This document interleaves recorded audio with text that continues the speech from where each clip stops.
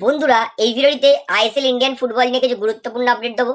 যেমন super cup কি cancel করে দেবে এআইএফএফ, কেন বলছি, তার পাশাপাশি আপুইয়ার চোটটা কতটা গুরুতর এবং ইন্ডিয়ান ফুটবল নিয়েও কিন্তু একটা গুরুত্বপূর্ণ আপডেট দেওয়ার আছে। তাই বলতে পারি বন্ধুরা ভিডিওটা গুরুত্বপূর্ণ হবে, শেষ পর্যন্ত দেখবেন। এবং যারা যারা নতুন সবাইকে অনুরোধ করে রাখবো, যেহেতু এখানে আপনারা খেলার সমস্ত রকম আপডেটস পেয়ে যাবেন, সাবস্ক্রাইব করে বেল আইকন প্রেস করে অল করে রাখবেন। তাহলে বন্ধুরা সর্বপ্রথমে আপনাদেরকে কলিঙ্গ সুপার কাপের আপডেটটা দিই। মানে কলিঙ্গ সুপার কাপ অর্গানাইজেশন তারা কি ভেবে সুপার কাপটা অর্গানাইজ করছে আমার মাথায় ঢুকছে না। কেন বলছি, সুপার কাপ প্রথমে বলেছিল যে অর্গানাইজ হবে 18 এপ্রিল 2025-এ, শেষ হবে 27 এপ্রিল 2025-এ। এবং বলেছিলাম সুপার কাপ এবারে নকআউট ফরম্যাটে হবে। আইএসএল এর 13টা ক্লাবই খেলবে, আই লিগের টপ 3টে ক্লাব যারা ফিনিশ করবে 1, 2, 3-এ তারা সুপার কাপ খেলার সুযোগ পাবে। মানে 16 জনের সুপার কাপ হবে, round of 16, quarter final, semifinal, ফাইনালে। কিন্তু প্রথমে বলা হয়েছিল সুপার কাপ সেটা খেলা হবে 18 এপ্রিল 2025 থেকে 27 এপ্রিল 2025 পর্যন্ত, মানে ফাইনাল 27 তারিখে খেলা হবে। মানে 9 দিনে সুপার কাপটা শেষ করার কথা ভেবেছিল সুপার কাপ অর্গানাইজেশন। এইবার সেইটা 9 দিন কমিয়ে করেছে 6 দিন। মানে এইবার 18 তারিখ সুপার কাপ শুরু হওয়ার কথা ছিল, সেটা হবে 21 এপ্রিল। 21 এপ্রিল শুরু হবে, 27 এপ্রিল শেষ হবে। মানে 6 দিনে কিভাবে সুপার কাপ খেলা হবে আমি মাথায় ঢুকছে না। 6 দিনের মধ্যে আপনি রাউন্ড অফ 16 খেলবেন, 6 দিনের মধ্যে আপনি কোয়ার্টার ফাইনাল খেলবেন, 6 দিনে আপনি সেমিফাইনাল খেলবেন, 6 দিনে ফাইনাল। মানে এতগুলো ম্যাচ 6 দিনে কিভাবে অর্গানাইজ হবে এটা আমার মাথার 10 ফুট ওপর দিয়ে যাচ্ছে। আর একদিনে 2টো করে ম্যাচ খেলা হবে, মানে এটা কনফার্ম ধরে নিন। একটা খেলা হবে হয়তো 4:30 থেকে, আরেকটা খেলা হবে 6:30 থেকে, বা একটা খেলা 5টা দিয়ে হবে, 7টা দিয়ে হবে। 21 এপ্রিল, মানে গরমটা ভাবুন একবার।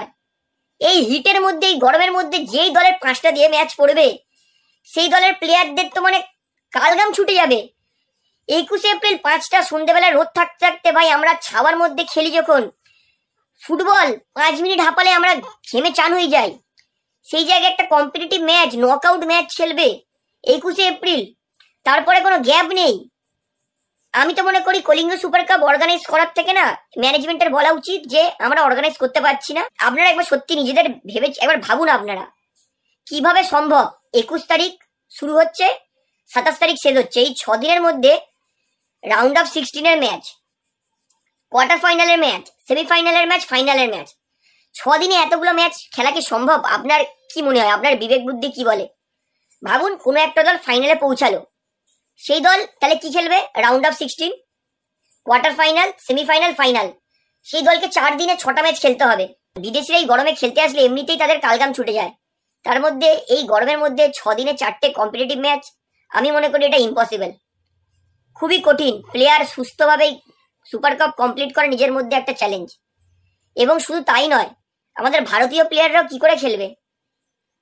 তাই আমি মনে করি সুপার কাপটা ক্যান্সেল করুক এআইএফএফ, কারণ এইটা ইম্পসিবল। এত গরমের মধ্যে, এত কম দিনের মধ্যে মানে প্লেয়ারদের কোনো রেস্টই নেই, প্রতিদিন খেলতে হবে, এটা আমার মনে হচ্ছে। তাই আমি মনে করি সুপার কাপটা যদি লম্বা করে অ্যাটলিস্ট 10 দিন বা 9 দিন তাহলেও মানা যায়। প্লেয়ারদের ইনজুরির দিকে ঠেলে দেওয়ার থেকে আমি মনে করি সুপার কাপটা এই বছর না করাটা অনেক বেটার অপশন বলে আমি মনে করি। এই বিষয়ে আপনাদের ধারণা কি, আপনাদের বক্তব্য কি, আমাকে অবশ্যই কমেন্টে জানাবেন। এবং ভারতীয় ফুটবলের কতটা দুরবস্থা হয়েছে এটা অবশ্যই ভিডিওটা শেয়ার করে মানুষকে জানাবেন।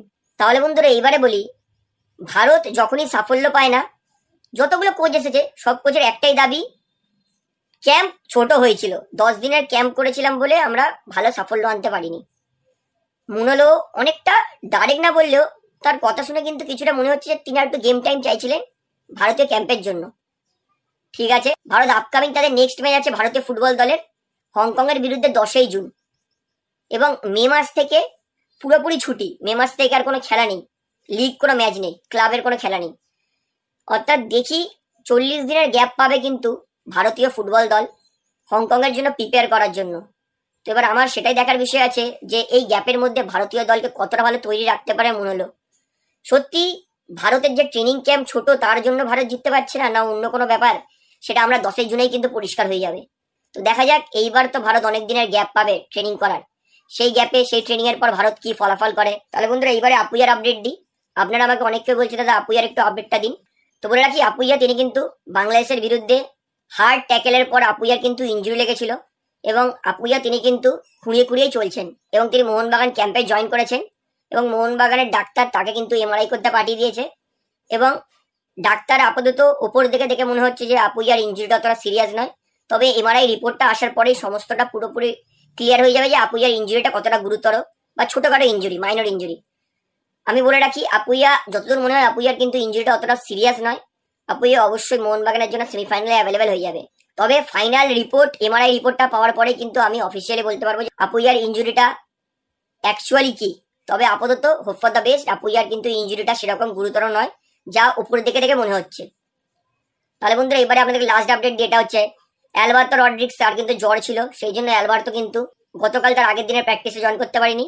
তবে আজকে থেকে কিন্তু অ্যালবার্তো পুরো দমে প্র্যাকটিস করবে, কারণ তিনি কিন্তু পুরোপুরি সুস্থ হয়ে গেছেন। তাহলে বন্ধুরা আজকের এই ভিডিওতে এতটাই বলার ছিল, আশা করি সমস্তটা আমরা বুঝতে পেরেছেন। তো ভিডিওটা এখানে শেষ করছি। ভিডিওটি ভালো লাগলে অবশ্যই লাইক করুন, কমেন্ট করুন, শেয়ার করুন এবং চ্যানেল নতুন সকলকে অনুরোধ করে রাখবো, যেহেতু এখানে আপনারা খেলার সমস্ত রকম আপডেটস পেয়ে যাবেন। চ্যানেলটিকে সাবস্ক্রাইব করে বেল আইকন প্রেস করে অল করে রাখবেন। ধন্যবাদ।